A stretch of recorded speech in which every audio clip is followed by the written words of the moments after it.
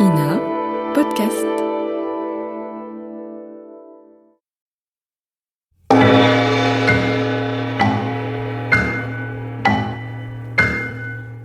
Les maîtres du mystère.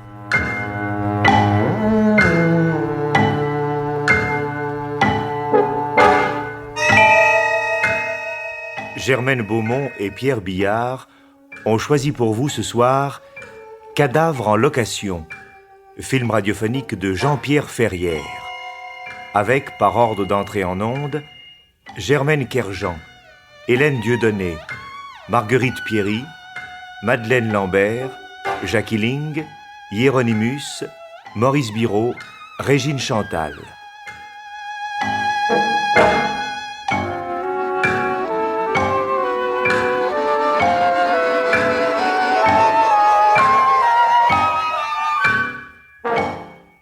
Chronique de Germaine Beaumont et Roger Régent. Bruitage, Jean Berriac. Prise de son, Francis Granal et René Privat.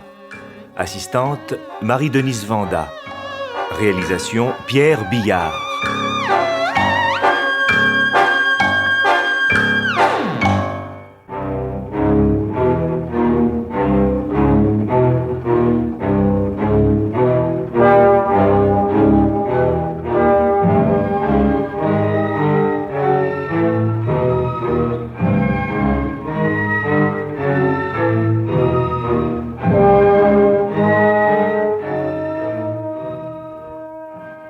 Berthe, relis-moi les 3 derniers vers.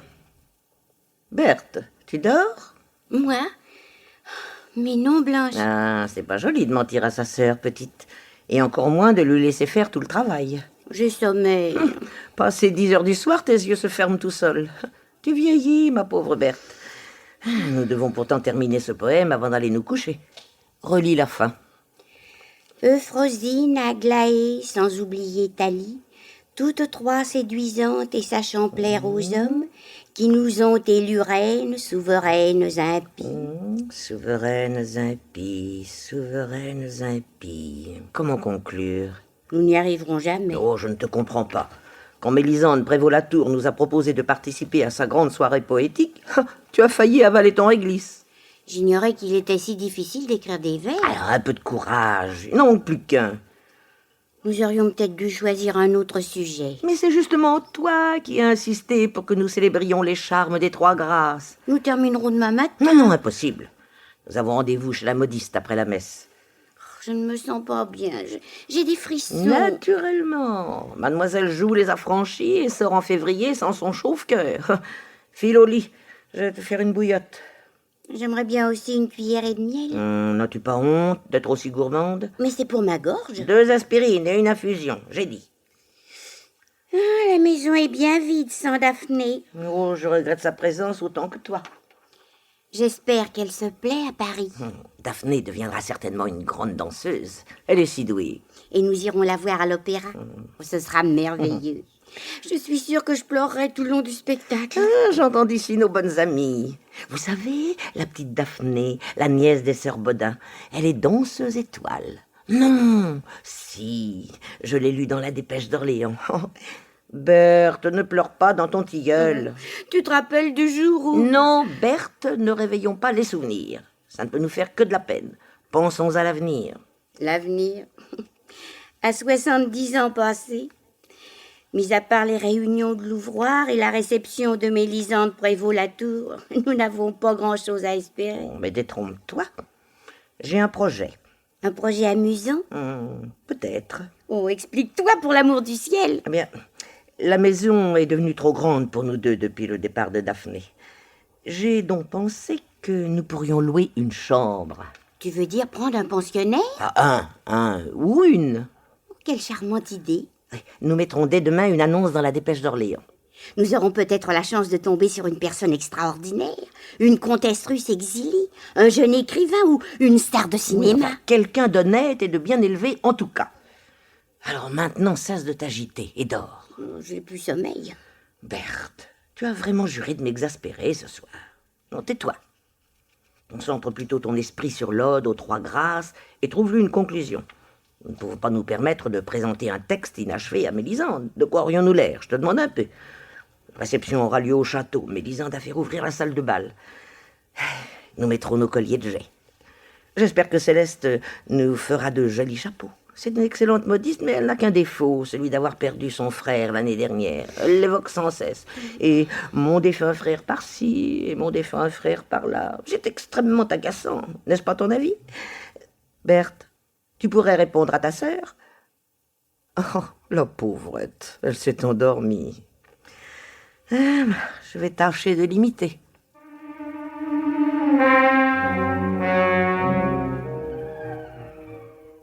Et sachant plaire aux hommes qui nous ont élus reines, souveraines impies, souveraines impies. Ah, ce poème m'obsède. Berthe, serais-tu malade? Berthe. Ah, mais où est donc cette satanée lumière? Ah, la voici. Berthe. Berthe. Oh, mon Dieu. La voilà reprise de ses crises de somnambulisme. Ça ne lui était pas arrivé depuis 5 ans. Elle sort de la chambre. Il faut que je la suive. Dieu sait ce qu'elle va encore inventer. Berthe fait toujours des choses extravagantes quand elle est dans cet état. Je me souviens d'une certaine tarte aux pommes de terre. Comme c'est impressionnant de la voir marcher les bras tendus et les paupières closes. Ça me donne le frisson. Impossible de la réveiller, le docteur Joyeux me l'a expressément défendu. Berthe pourrait avoir un choc nerveux très grave. La voilà qui descend au salon.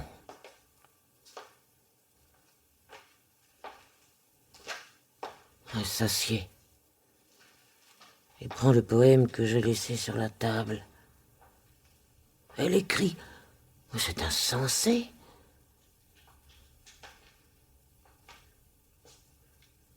Elle remonte dans sa chambre.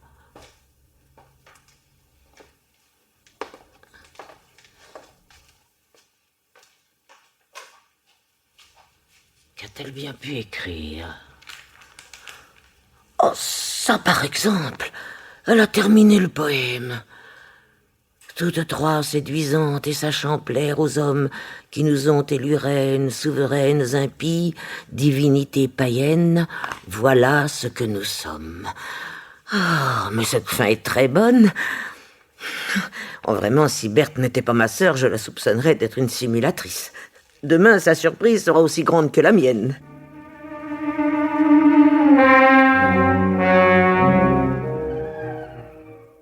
C'est réellement moi qui ai écrit cela? Cette nuit, tu n'en as aucun souvenir? Aucun. Je suis toujours un peu effrayée par cette partie de moi-même que je ne connais pas. Non, il ne faut pas en faire un drame, petite. Il y a des femmes de ton âge qui ont de l'asthme ou des rhumatismes. Toi, tu es somnambule, c'est plus original. Peut-être faudra-t-il mettre notre futur pensionnaire au courant de ma maladie. Oh, si tu n'as qu'une crise tous les 5 ans, je n'en vois vraiment pas la nécessité. Alors maintenant, mets tes snow boots et prends ton parapluie. Nous allons déposer notre petite annonce au bureau du journal. Puis nous irons chez Céleste choisir nos chapeaux pour la réception de Mélisande.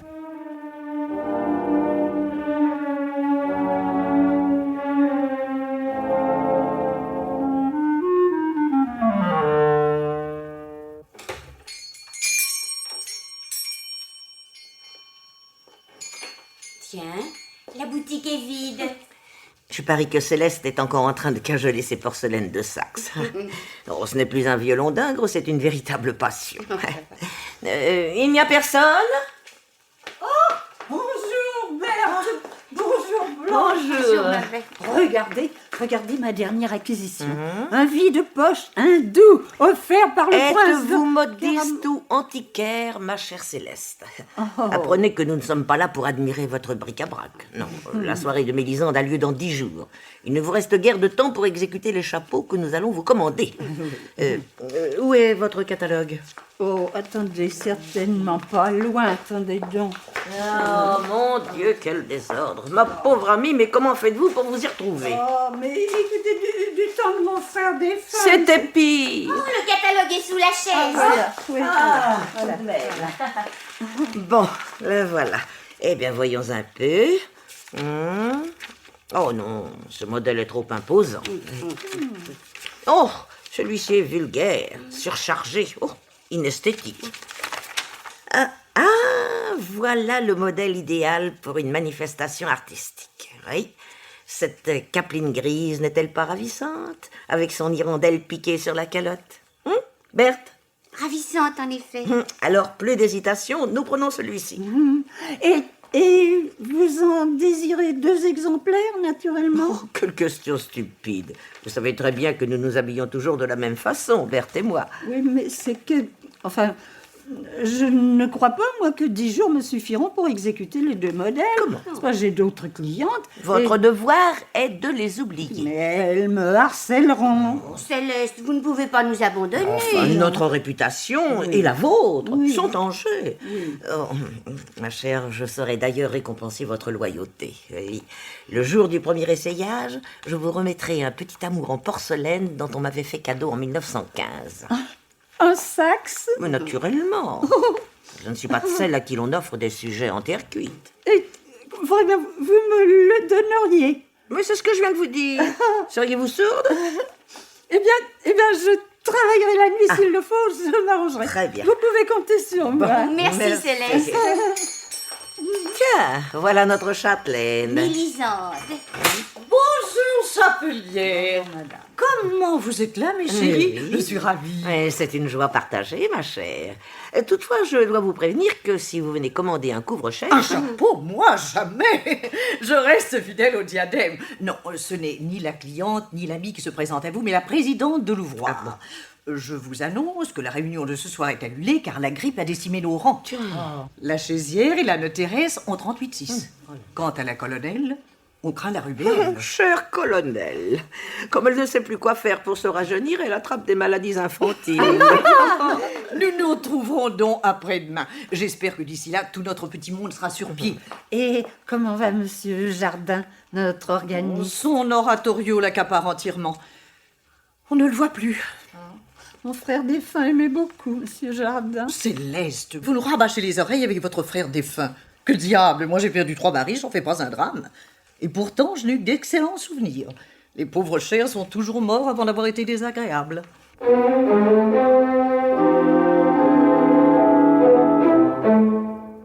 Jolie chambre à louer. S'adresser Villa Les Glycines, avenue Jules Verne.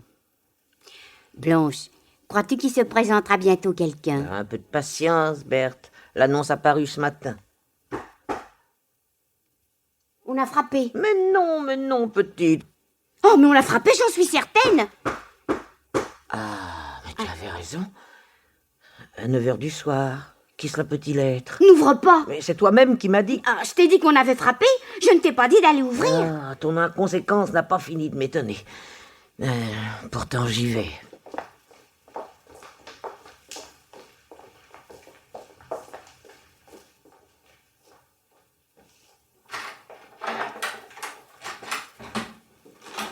Monsieur. Bonsoir, madame. Mademoiselle. Mademoiselle. C'est bien ici les Glycines? Oui, en effet. Je viens pour la chambre. Veuillez entrer, monsieur.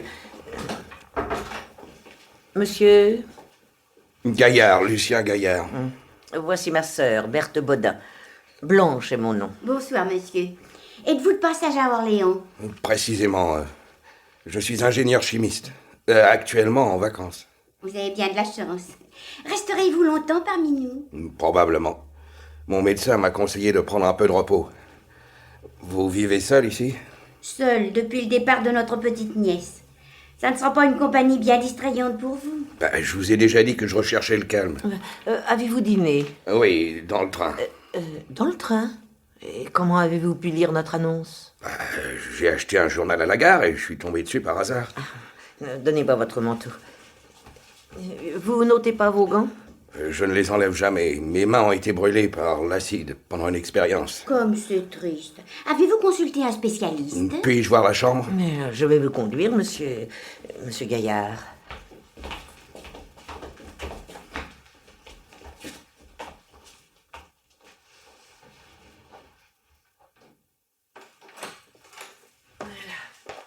ici la chambre.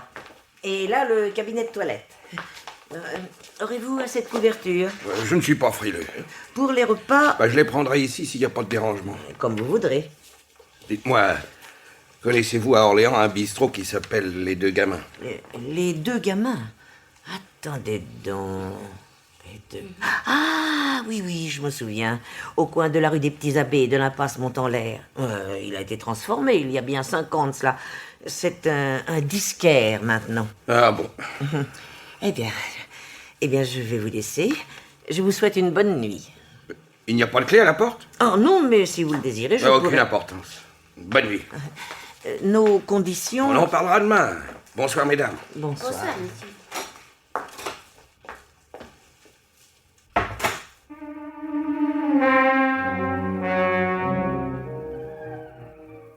Alors, que fait-il? Il se couche. Qu'en penses-tu? Oh, bizarre, extrêmement bizarre. Ce garçon qui nous tombe du ciel en pleine nuit. De plus, je suis certaine qu'il ment. Il n'a pas du tout l'air d'un ingénieur chimiste. Mais les gants? Il n'est pas nécessaire d'être chimiste pour avoir les mains brûlées. Gaillard a réclamé la clé de sa chambre avec une nervosité incroyable. Je suis sûr qu'il n'a pas la conscience tranquille. Il craint peut-être quelque chose ou quelqu'un.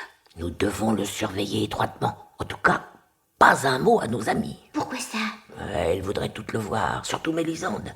Et notre locataire serait furieux. Il prendrait la fuite sans que nous en sachions plus long. Mais elles ont certainement eu l'annonce dans la dépêche. Et nous prétendrons ne pas encore avoir trouvé de pensionnaire. Alors, tu as bien compris, Berthe, hein? Demain à l'ouvroir, pas un mot. Tu crois qu'il est solvable? En tout cas, il a une valise.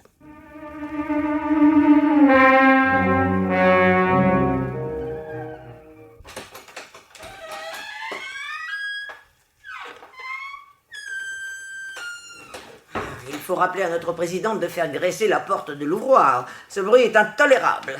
Dans mes bras, mes bonnes. Bonsoir, Mélisande. Nous ne sommes guère nombreuses. La plupart de nos amis sont encore habités, méchant hiver.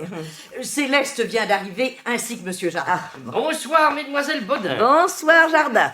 Alors, mes chéris, vous n'avez rien à nous dire? Si, justement, la porte de l'ouvroir a un grand besoin d'être graissée. C'est Blanche est trop drôle. Comment? Elle me fera mourir. J'attends vos confidences, ma chère. Je ne vous comprends pas. N'irez-vous plus longtemps que vous hébergez un homme, petite Messaline? Comment êtes-vous au courant? Allons, ne nous faites pas languir, vilaine. Qui est cet homme? Un parent, peut-être. Pourquoi pas un galant? Oh, mesdames, un peu de discrétion. Oh, vous Jardin, occupez-vous donc vos plates-bandes, je veux dire de votre harmonium. Vous n'êtes bon qu'à faire des gammes. Alors, Blanche.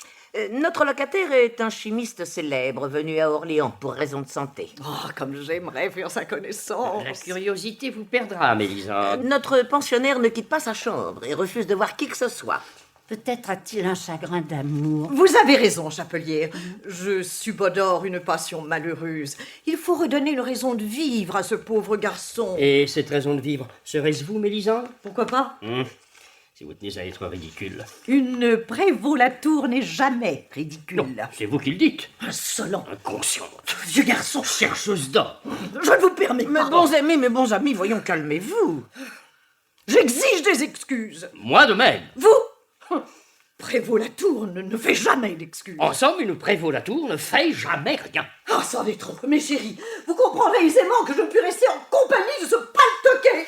Bonsoir. Eh ben ça alors. Mesdames, vous voudrez bien m'excuser de m'être emporté, mais notre présidente est parfois exaspérante. Je vous comprends et je vous pardonne. Que faisons-nous, Blanche? Eh bien, je propose de lever la séance. Nous ne sommes pas assez nombreux pour faire œuvre utile.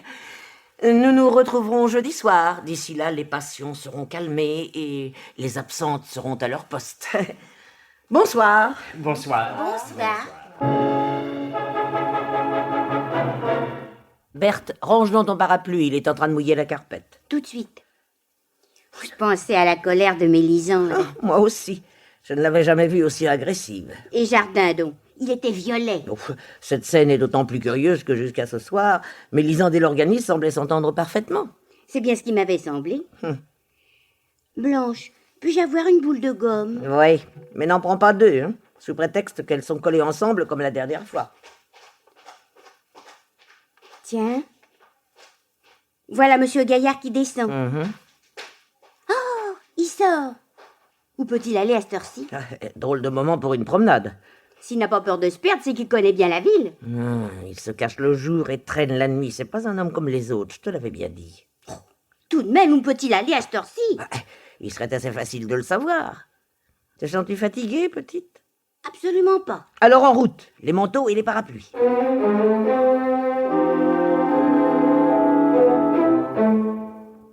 C'est bien la première fois que je bénis le manque d'éclairage de cette avenue. Berthe, presse-toi. Gaillard va nous semer. J'ai un point de côté. Il prend la grande route. Dépêchons-nous, Berthe. J'ai perdu un talon. Non, mais tu n'en fais jamais d'autres. C'est pas ma faute, il y a tellement de boue sur le chemin. Bon. Ah, et voilà que tu t'enrhumes à présent. Et Gaillard? Disparu. Oh, quelle malchance. Poussons une petite pointe jusqu'au parc. Pour quelle raison? Une idée, comme ça. Mais encore? Qui habite près du parc? Mélisande, tu crois que... Je suis comme saint Thomas. Avance, petite. Oh, regarde. Quoi donc? Oh, c'est trop loin pour mes pauvres yeux, j'y vois rien. Un homme cogne à la porte de Mélisande. C'est Gaillard? Qui d'autre veux-tu que ce soit? À cette distance et dans l'obscurité, comment peux-tu en être sûr? Berthe, prendrais-tu ta sœur pour une menteuse? Mélisande et Gaillard, c'est inimaginable. Que peuvent-ils avoir de commun? Je soupçonne notre présidente d'avoir un passé, disons, pittoresque. N'oublions pas qu'elle a longtemps vécu à Paris. Et Gaillard en vient. Ouais. Mon Dieu, que tout ça est excitant. Rentrons vite avant que tu n'attrapes une bronchite. Rentrez, mais Monsieur Gaillard... Non, ne te tracasse pas pour lui, il saura bien rentrer tout seul.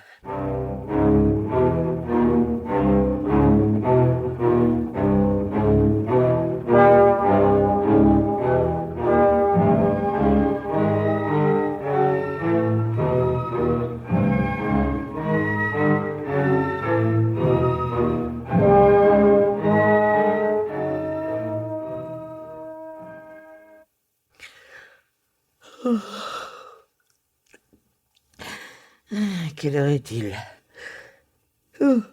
Au moins 2 heures du matin.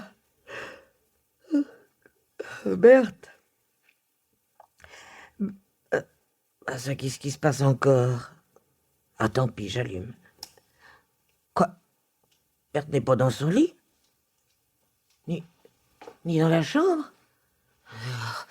Une nouvelle crise de somnambulisme, probablement. Ah, mon Dieu, quelle nuit! Berthe! Berthe, où es-tu? Tiens, ce Gaillard a laissé sa porte ouverte. À moins que... Allons toujours voir.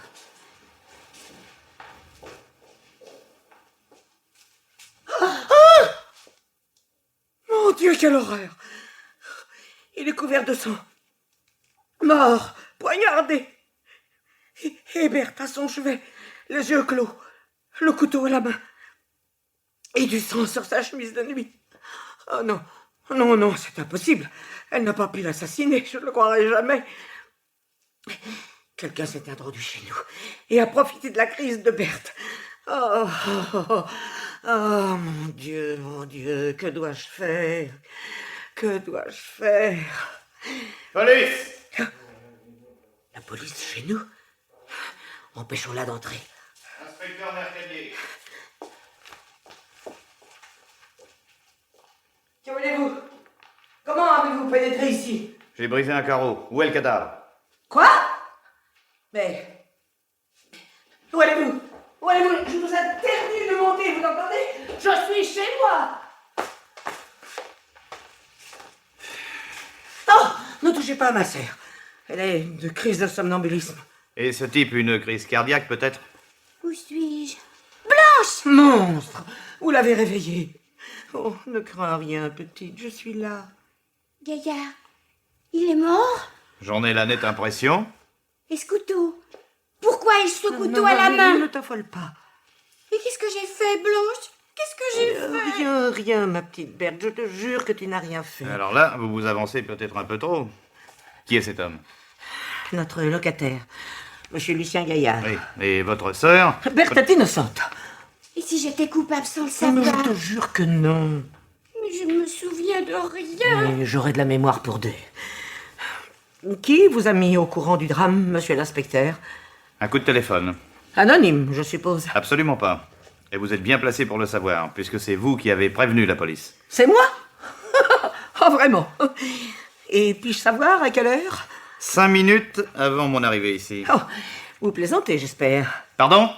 Monsieur l'inspecteur, nous n'avons pas le téléphone dans la maison. Pas le moindre voisin non plus. Et je vous ferai gentiment remarquer que vous m'avez trouvé ici en toilette de nuit. Qu'en concluez-vous?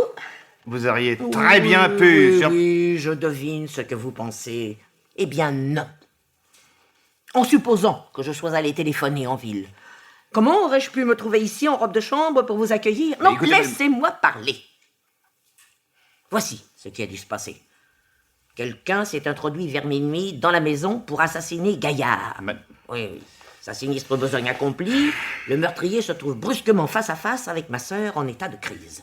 Comprenant tout le parti qu'il peut tirer de cette situation, il lui glisse l'arme dans la main et sort par où il est entré. Oui. Revenu en ville, il appelle le commissariat et déguise sa voix.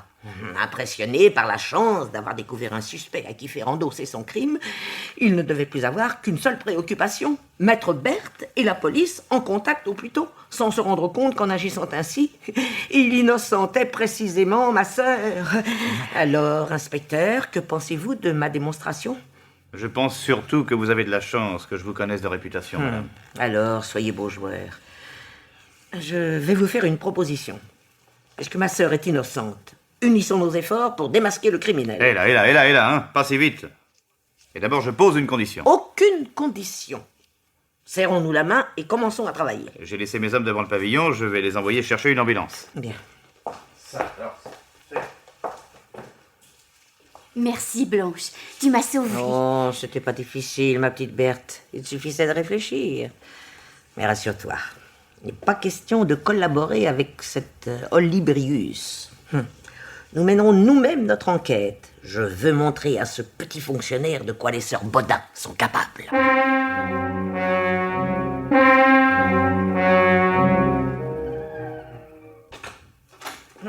Bonjour, Mélisande. Berthe et Blanche, j'allais justement sortir. C'est toujours ce que l'on prétend pour ne pas recevoir les gens. Mais je vous Et assure que... moi, je vous assure que vous auriez tort de refuser la main que nous vous tendons, Berthe et moi, fraternellement. L'heure est grave, Mélisande. Votre liberté est en jeu. Chérie, vous extravaguez. Ma chère Mélisande, j'irai droit au but. Je vous accuse d'avoir reçu un homme ici hier soir. Oh, vous m'avez espionné. Non, c'est lui que nous suivions. Et il nous amenait jusqu'à vous. Vous suiviez Jardin? Jardin? L'organisme? Mais naturellement. Ne venez-vous pas de me dire que... Non, permettez. N'est-ce pas notre locataire qui vous a rendu visite hier soir? Votre locataire. Vous perdez la tête. Tu vois bien, Blanche, j'avais raison. À la distance à laquelle nous nous trouvions, il était impossible de reconnaître quelqu'un. Et peut-être Mélisande nous raconte-t-elle des histoires. Pourquoi receviez-vous Jardin? Vous me jurez le secret? Mais bien sûr. Il désire m'épouser. Mais j'hésite. Jardin est si violent. Vous en avez eu la preuve hier à l'ouvroir. Serait-il jaloux? Comme un tigre. Il vient chaque soir me supplier de lui accorder ma main. Que dois-je faire? Jouer à pile ou face. Mais dites-vous bien que si vous avez vos problèmes, nous avons les nôtres. Le meurtre de Monsieur Gaillard, sans doute. On ne parle que de cela dans toute la ville. Est-il vrai qu'il avait les mains brûlées? C'est exact. L'inspecteur Mercadier lui a enlevé ses gants. Oh, j'ai bien failli m'évanouir. Alors, nous partons, Mélisande. La police a besoin de notre aide. Alors, Mélisande se prépare à convoler pour la 4e fois.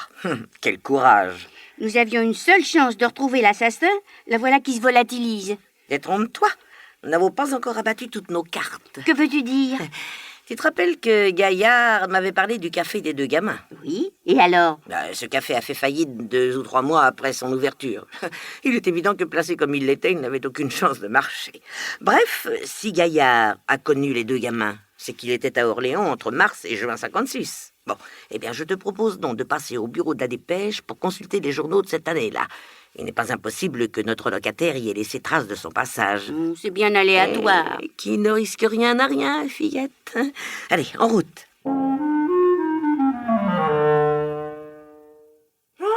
comme cette salle des archives est poussiéreuse. On fait donc jamais le ménage ici. Tiens, Berthe, prends les dépêches de mars et avril. Je me charge de celles de mai et de juin.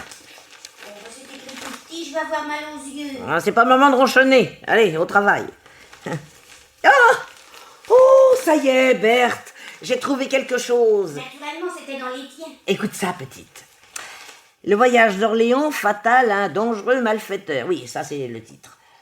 Je continue. Nous avions rapporté dans notre édition d'hier le cambriolage dont avait été victime un grand magasin de la place Vendôme à Paris. Le malfaiteur s'était enfui avec 12 millions après avoir forcé le coffre-fort. Heureusement, un vigile, voyant une voiture de sport démarrer brutalement et s'enfuir à une allure insolite, avait eu la présence d'esprit d'en noter le numéro. La voiture suspecte... Attends, c'est très mal écrit. Ah oui, la voiture suspecte fut signalée à toutes les brigades de police. Dans le courant de l'après-midi, sur la route d'Orléans, un gendarme vit la voiture qui filait sur Paris. Des appels radio furent lancés et des motards réussirent à repérer le véhicule à une dizaine de kilomètres de la capitale. Le conducteur n'obtempérant pas aux sommations, la chasse s'engagea. Elle devait se terminer tragiquement. Le chauffeur de la voiture perdit le contrôle de son véhicule qui quitta la chaussée, percuta un arbre de plein fouet et prit feu. Mon Dieu! C'est au prix de très graves brûlures aux mains que le malfaiteur réussit à sortir de la voiture. Les motards rapportèrent qu'ils avaient vu des billets de banque éparpillés sur les banquettes et qui achevaient de se consumer. On ramena le malfaiteur à Paris. Il s'appelle Léon Godard. Les mêmes initiales que Gaillard. Âgé de 33 ans. Après une heure d'interrogatoire, il passait des aveux complets, mais cela ne rendra pas les 12 millions à leur propriétaire. Godard a déclaré qu'ils avaient brûlé avec la voiture. Gageons que nous ne sommes pas prêts de revoir à Orléans ce visiteur indésirable. On estime généralement que c'est au moins pour 3 ou 4 ans que les juges l'enverront méditer en prison. Il y a tout de même quelque chose qui m'échappe. Pourquoi Gaillard est-il revenu à Orléans? En pèlerinage? Il est revenu chercher l'argent. L'argent, mais il a brûlé. Non, mais tu raisonnes de la même façon que la police. Non. Moi, je crois que Gaillard avait conçu un plan très astucieux. Oui. Il cambriole un grand magasin, se précipite à Orléans où vit un de ses amis, et lui confie l'argent en gardant simplement quelques billets. Il se fait alors arrêter volontairement par la police en s'arrangeant pour que sa voiture prenne feu. Retrouvant une dizaine de billets à demi consumés, les policiers ont conclu que les 12 millions ont été la proie des flammes. Et pourquoi Gaillard ne s'est-il pas enfui à l'étranger en emportant l'argent? Les numéros des billets avaient été certainement relevés. Il n'aurait pas pu les dépenser sans se faire prendre. Et il a préféré passer quelques années en prison pour jouir ensuite tranquillement d'une fortune que tout le monde croyait détruite. Sa peine purgée, il revient donc à Orléans pour récupérer son bien. Passionnant! Et alors? Alors je suppose que le complice de Gaillard ne tenait guère à restituer l'argent, ou bien qu'il l'avait dépensé. Toujours est-il qu'il a assassiné son ancien ami. Mais qui est-ce? Ah, voilà, le mystère reste entier. Et que faisons-nous maintenant? Bien que ce projet ne me séduise pas particulièrement, je crois que nous sommes obligés d'aller rapporter tout ce que nous avons découvert à l'inspecteur Mercadier.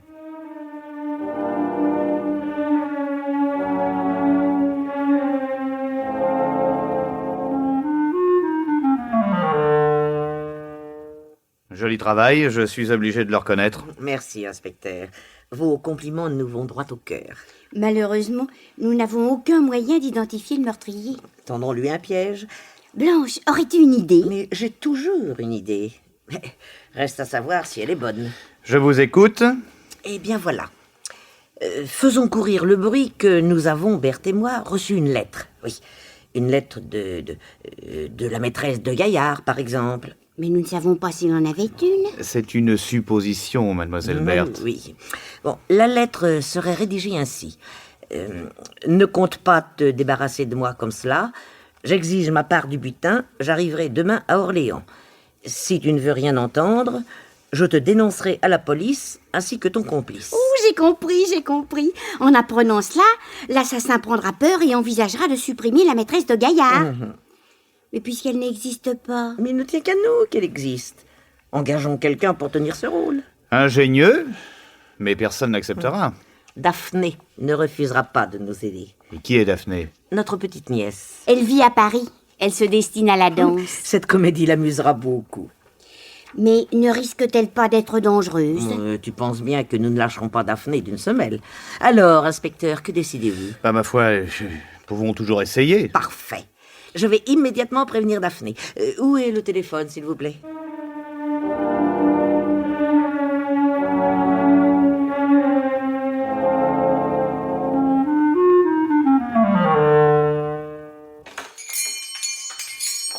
Bonjour Céleste. Oh, mes amis, je viens de lire le journal, c'est épouvantable. N'avez-vous pas eu trop peur? Moi, je serais morte. Il ne faut rien exagérer, Céleste. Nous avons vécu quelques instants pénibles, voilà tout. Où en sont nos capelines? Oh, presque terminé, je vous les apporte. Comme elles sont jolies. De vraies capelines de rêve. Je n'ai plus qu'à fixer les hirondelles sur les calottes. Ah, vous avez bien mérité votre récompense, Céleste. Tenez, voici le sax que nous vous avions promis. Oh, quelle splendeur. Oh, je suis si émue, si émue. Allons, voyons, Céleste, vous n'allez tout de même pas vous évanouir. Non, je vais essayer. Oh, mais une si jolie pièce. Alors, mes bonnes, quoi de neuf? Je vous ai vu entrer ici, j'étais en face, chez mon coiffeur. Mais vous passez donc votre vie chez votre coiffeur? L'inspecteur a fini par vous relâcher. Auriez-vous souhaité qu'il nous gardât? Je n'ai jamais rencontré un garçon aussi stupide. Nous nous sommes bien moqués de lui, n'est-ce pas, Blanche? Racontez. Eh bien, j'hésite. Parlez, Blanche, je vous en prie. C'est si amusant. Nous vous jurons le secret, n'est-ce pas, Chapelière? Naturellement. Dans ce cas, c'est différent. Imaginez-vous qu'au courrier de ce matin, nous avons reçu une lettre. Anonyme? Non, pas du tout. Une lettre signée et destinée à Gaillard. Impossible. Et vous n'en avez pas parlé à la police? Vous avez deviné, Mélisande? Que disait cette lettre? Blanche la sait par cœur. J'espère bien. Vieille canaille. Comment? Non, c'est le début de la lettre. Vieille canaille, ne compte pas te débarrasser de moi comme cela. J'exige ma part du gâteau. J'arriverai samedi à Orléans. Si tu ne veux rien entendre, je te dénoncerai à la police, ainsi que ton complice. Signé Barbara. Barbara, sa maîtresse probablement. C'est aussi ce que nous avons pensé, Blanche et moi.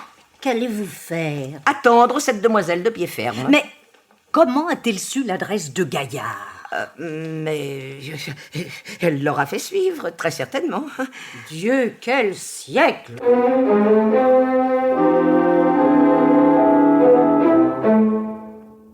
Blanche, tu vois l'heure qu'il est?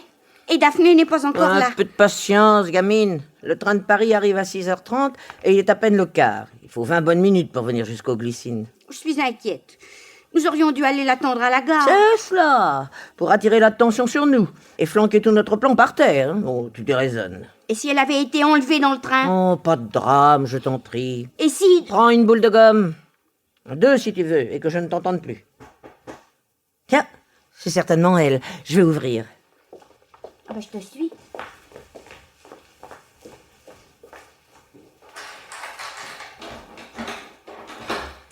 Bonjour, mademoiselle. Vous désirez? Mais ma tante, c'est moi? Daphné!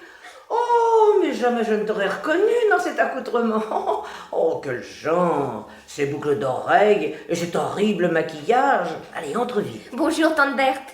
Mon Dieu, quel carnaval! Mais enfin, vous vous attendiez tout de même bien à me voir un peu déguisée? Bien sûr. Mais c'est tellement hallucinant. J'ose à peine t'embrasser. Donc, pour vous résumer, je dois pousser votre bonhomme à bout. Le faire sortir de sa tanière. N'en fais pas trop, ma mignonne. De toute façon, où que tu sois, quoi que tu fasses, tu auras toujours 2 agents de police en civil et armés derrière toi. Ah bah, j'espère qu'ils ne sont pas trop voyants. L'inspecteur Mercadier me l'a promis. Il aura fait la leçon. Ils sont certainement déjà en faction de l'autre côté de la rue. Qu'est-ce que je dois faire pour ce soir? Eh bien, je te propose un petit tour en ville, histoire de bien te montrer. Entre dans un café ou 2, puis tu reviendras lentement ici. En choisissant de préférence les ruelles les plus obscures. J'ai compris. Si t'arrivait quelque chose, je ne me le pardonnerai jamais. Un peu de courage, tante Berthe. Ce truc-là m'amuse beaucoup. Et n'oubliez pas que j'ai fait du judo.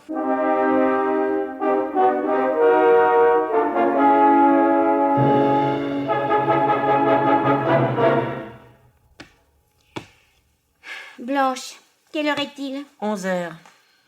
Je me demande où peut être Daphné en ce moment. Je l'ignore. Continuons notre partie. J'ai plus envie. Joue, je te dis. Le 67. À moi. Le 13. Ben, c'est à toi, fais donc attention.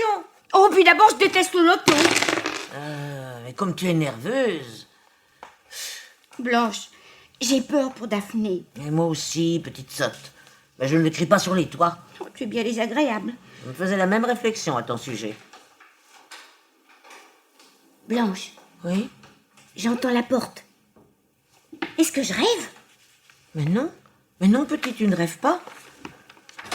Mais c'est bien Daphné. C'est les sauf, quel bonheur! Eh bien, mes belles, j'ai ramassé un bide noir. Ah, Que oui, veux-tu quoi. dire? J'ai fait chou blanc, si vous préférez. Personne ne m'a accosté. Quel patelin. Oh, mais j'aime autant cela. Votre assassin se méfie. Peut-être auras-tu plus de chance demain. En attendant, je vais me coucher. Je suis morte de Allez, fatigue. allez, bonsoir, chérie. Bonsoir, ma tante. Bonsoir, tante Berthe. Bonsoir, mon trésor.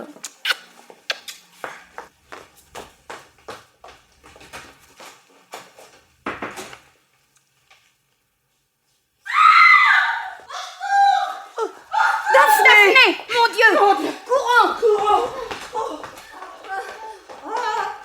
Céleste! Elle était cachée derrière la porte. Elle a voulu m'étrangler avec cette corde, mais j'ai réussi à me libérer. Daphné? C'était Daphné? Mais Gaillard n'a jamais eu de maîtresse, c'était un piège. Céleste, comment avez-vous pu faire une chose pareille, vous? Il faut jamais se fier à l'eau qui dort. Mais quand êtes-vous entré ici? Pendant que vous faisiez votre petite promenade, j'ai cassé un des carreaux du salon. Non, ça en fait deux avec celui que l'inspecteur a brisé l'autre nuit. Tiens, quand on parle du loup... J'étais dans la rue avec mes hommes, j'ai entendu crier. Et Mademoiselle Céleste. C'est incroyable, n'est-ce pas? Non, Mais- que faites-vous là? Voulez-vous bien ranger cette note? Céleste ne va pas s'envoler. Mais oui, mais la loi veut... La loi, ne soyez pas grotesque, mon ami. Qu'est-ce que la loi vient faire avec nos petites combinaisons, je vous le demande? Mademoiselle Céleste, je vous serais reconnaissant de bien vouloir me suivre. Qu'elle s'explique, d'abord. Mais bon, alors comme vous voudrez. Céleste, qui vous a poussé à commettre toutes ces vilaines actions? Oh, mes porcelaines de Saxe! Comment?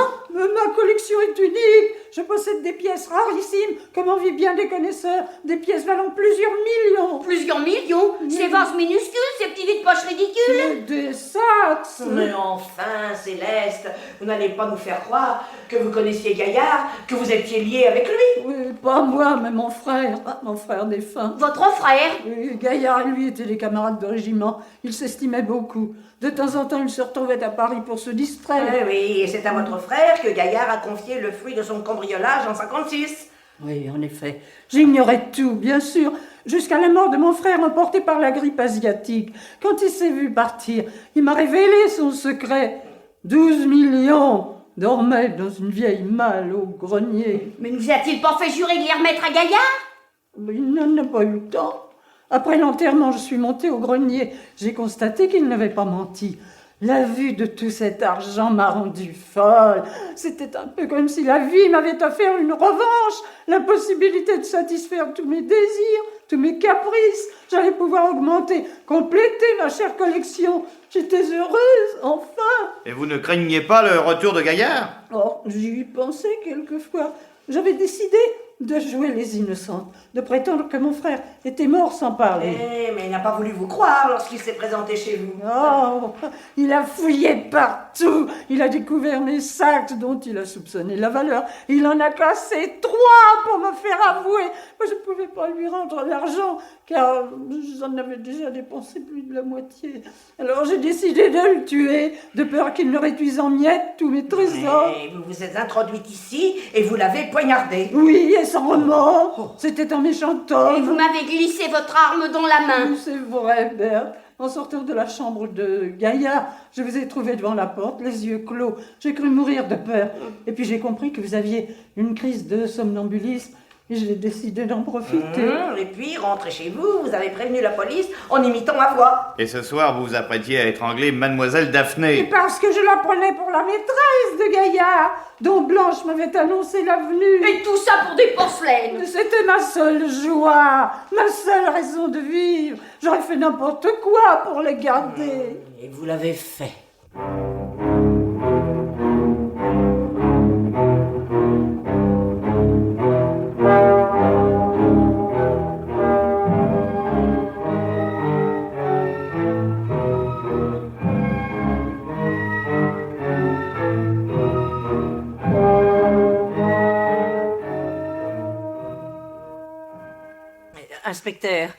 Inspecteur, Oui.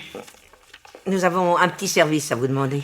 Ce soir, je ne peux rien vous refuser. De quoi s'agit-il? Eh bien, explique-lui, Blanche. Je suppose que vous allez mettre la presse au courant de l'arrestation de la coupable. Exact. Alors? Berthe et moi souhaiterions vivement que la Dépêche d'Orléans publie une information supplémentaire. Pensez-vous que cela soit possible? Tout dépend du genre de l'information. C'est l'annonce du mariage prochain de Mélisande Prévost-Latour et de Monsieur Jardin l'organiste. Bon, alors, pas de difficulté, j'en fais mon affaire. Merci. Bonne nuit. Bonsoir. Mélisande va être folle de rage. Ah, je donnerais cher pour voir la tête qu'elle fera en ouvrant le journal. Ça n'empêche que nous ne sommes pas très gentils pour Jardin. Lui, il nous a jamais rien fait.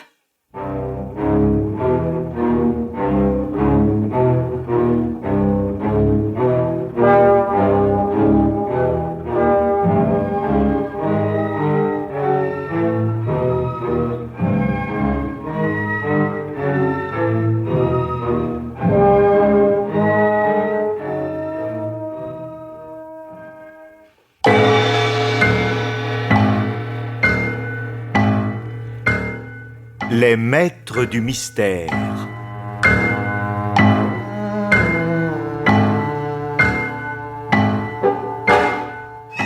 Germaine Beaumont et Pierre Billard ont choisi pour vous ce soir Cadavre en location, le film radiophonique de Jean-Pierre Ferrière, avec, par ordre d'entrée en ondes, Germaine Kerjean, Hélène Dieudonné, Marguerite Pierry, Madeleine Lambert, Jacques Illing, Hieronymus, Maurice Biraud et Régine Chantal.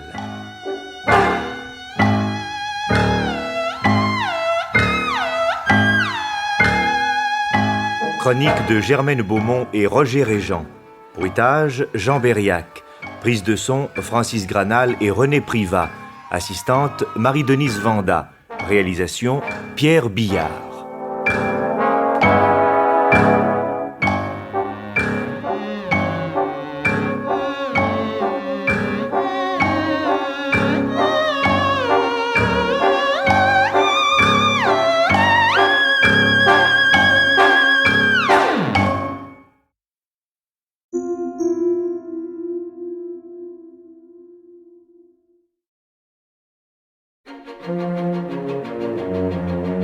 Moscou, juin 1805. Le vieux comte Bezoukov agonise, une lutte secrète autour de sa succession est engagée. Au même moment, dans le domaine des Volkonsky, le prince André prépare son départ pour la guerre, laissant sa femme Lise sous la protection de son père. La guerre et la paix, une adaptation en 25 épisodes de l'œuvre de Léon Tolstoï, réalisée par René Jantet.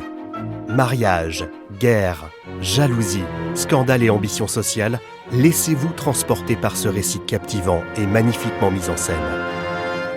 Chaque semaine, retrouvez 2 nouveaux épisodes de La guerre et la paix en version restaurée, un grand classique russe proposé par Ina Podcast sur toutes les plateformes d'écoute et sur podcast.ina.fr.